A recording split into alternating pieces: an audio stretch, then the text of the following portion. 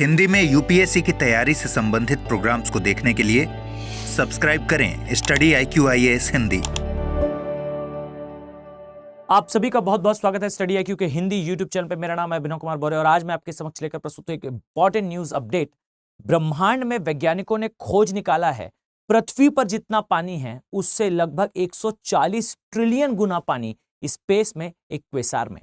क्या होते हैं एक क्वेसार, किस प्रकार की इनकी संरचना होती है और बेसिकली ये हमारे लिए क्यों इंपॉर्टेंट है, आज के इस वीडियो में हम चर्चा करेंगे। और मैं आपको अगर बताऊं तो एक बहुत ही फेमस साइंटिस्ट थे, उनका स्टेटमेंट था कि स्पेस में जो घटनाएं होती हैं वो घटनाएं हमारे पास्ट और हमारे फ्यूचर को डायरेक्टली इंडिकेट करती है। अगर मैं आपसे कहूं कि बुढ़ापे में कैसा एहसास होता है, बुढ़ापे में किस प्रकार की फीलिंग आती है, तो शायद आप इस चीज को अभी फील ना कर पाए, लेकिन स्थिति क्या होती है ये आप एक बूढ़े व्यक्ति को देखकर समझ सकते हैं। और एग्जैक्टली यही एक उद्देश्य होता है नासा या मैं कहूं इसरो या किसी भी स्पेस एजेंसी का, कि हम क्यों एक्सप्लोर करना चाहते हैं स्पेस को, बिकॉज ये हमें हमारे फ्यूचर के बारे में, आने वाले इवेंट्स के बारे में बताएगा। पृथ्वी नामक के ग्रह के साथ क्या होगा ये हम एक दूसरे ग्रह के अंतिम चरणों को देखकर समझ सकते हैं।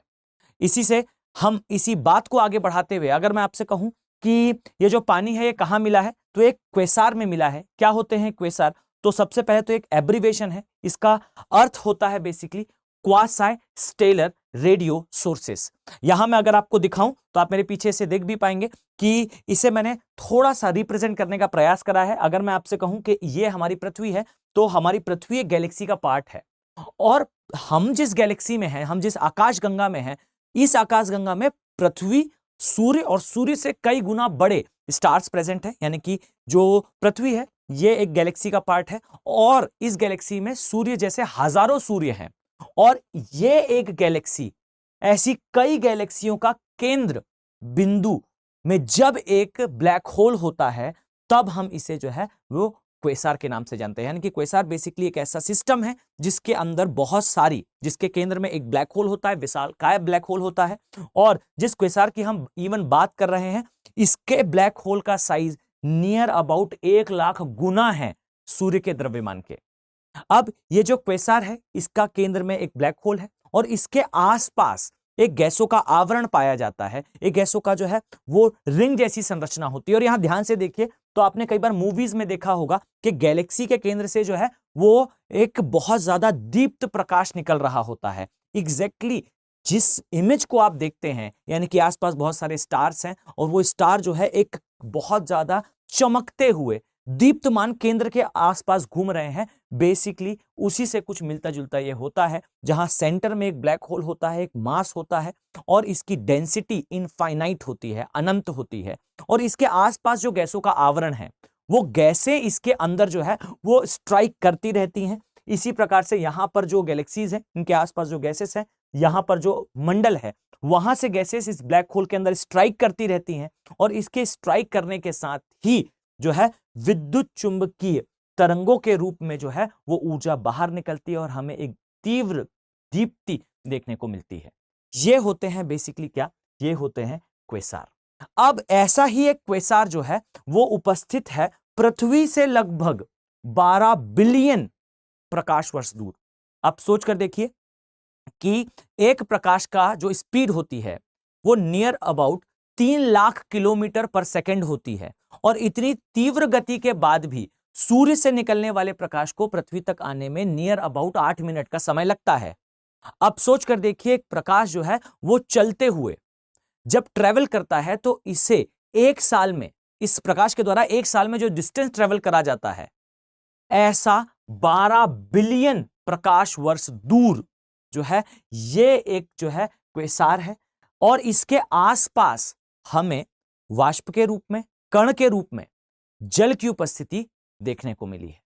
ये एग्जैक्टली जो है वो हमें अभी रिसर्चर्स की एक टीम ने, जिसे रेटिफाई कर रहा है नासा के द्वारा, जो है ये बताया गया था। अब आपके दिमाग में एक सहज रूप से प्रश्न आना चाहिए कि इतनी बड़ी जल की मात्रा कैसे उपस्थित है, पहली चीज। और दूसरी चीज, इतनी बड़ी जल की मात्रा होने के बाद भी ये हमारी रीच से तो बहुत बाहर है।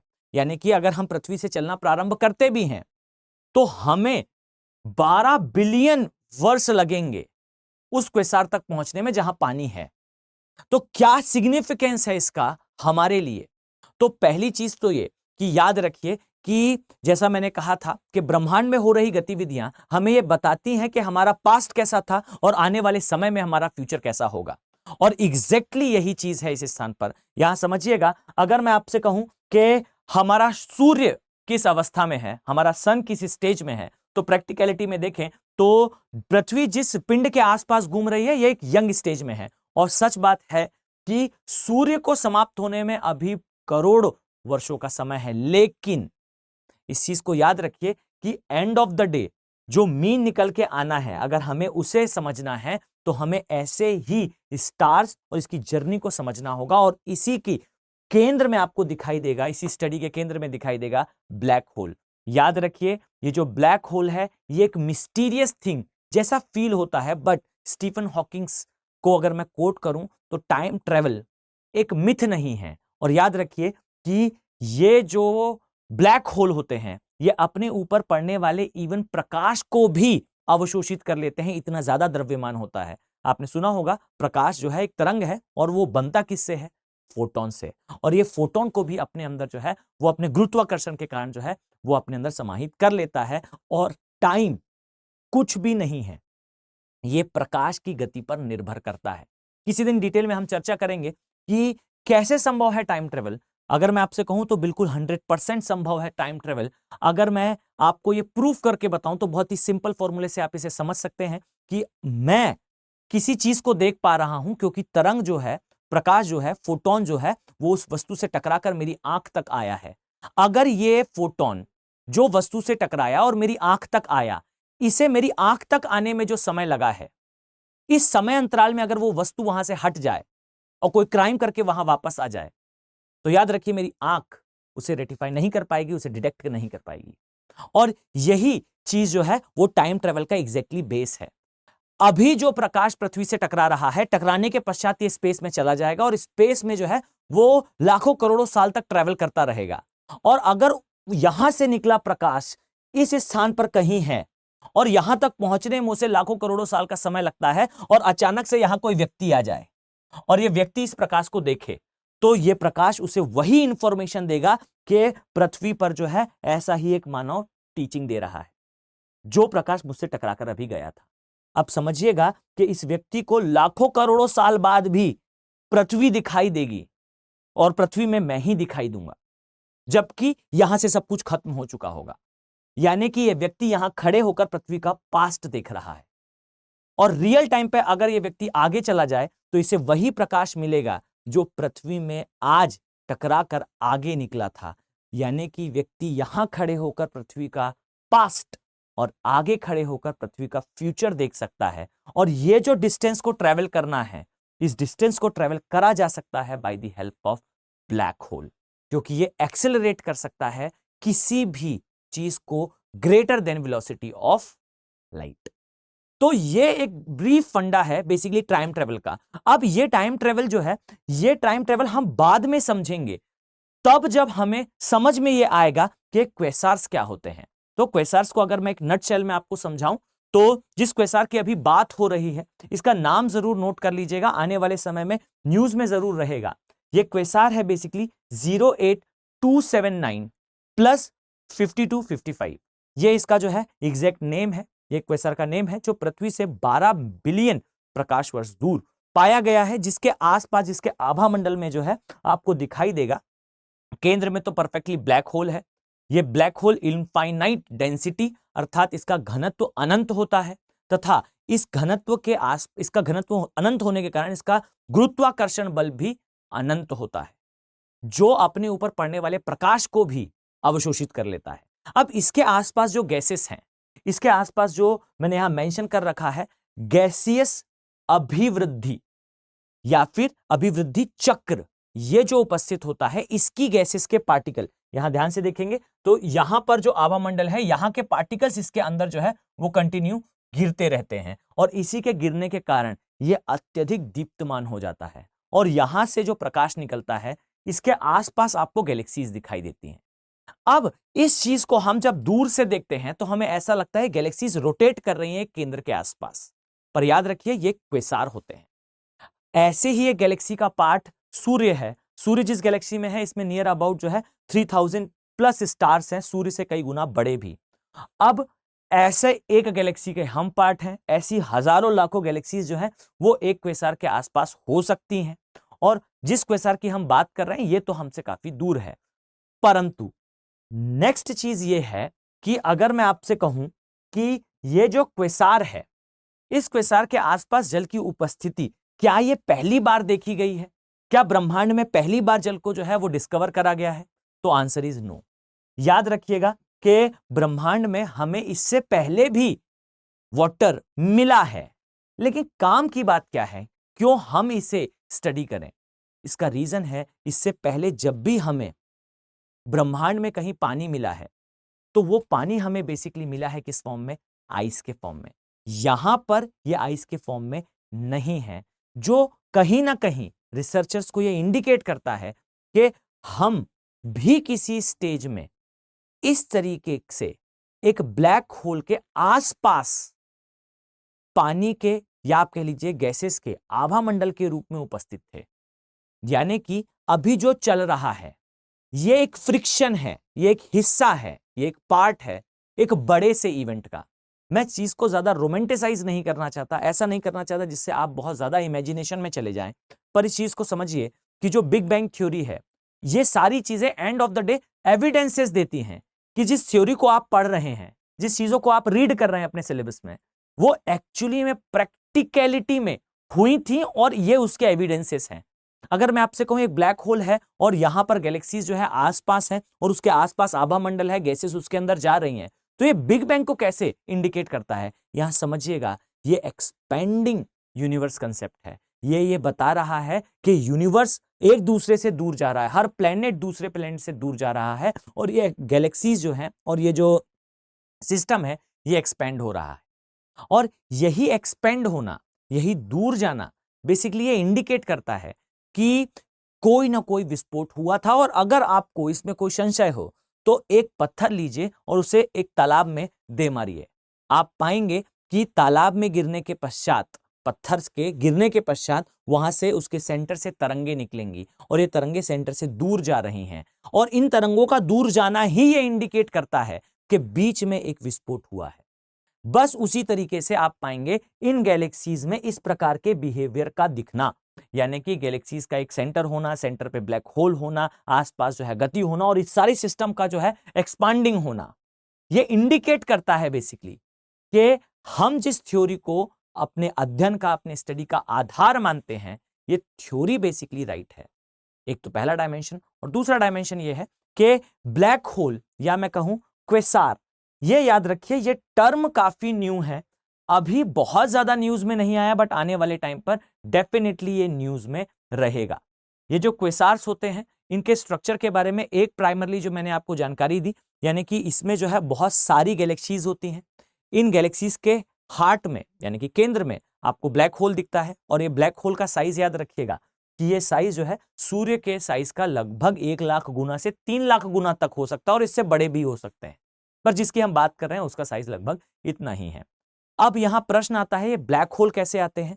तो ये समझिएगा कि एक तारा जो होता है, जब इसकी मृत्यु होती है, तो आई थिंक आपने सभी ने एनसीईआरटी में भी इस चीज को पढ़ा होगा कि लाल दानव तारे में, रेड जाइंट स्टार में चेंज होता है, और रेड जाइंट स्टार के बाद जो है ये धीरे धीरे करके इसका द्रव्यमान और ज्यादा संकुचित होता जाता है, और एक विशाल तारे का एंड मीन ब्लैक होल ही होता है।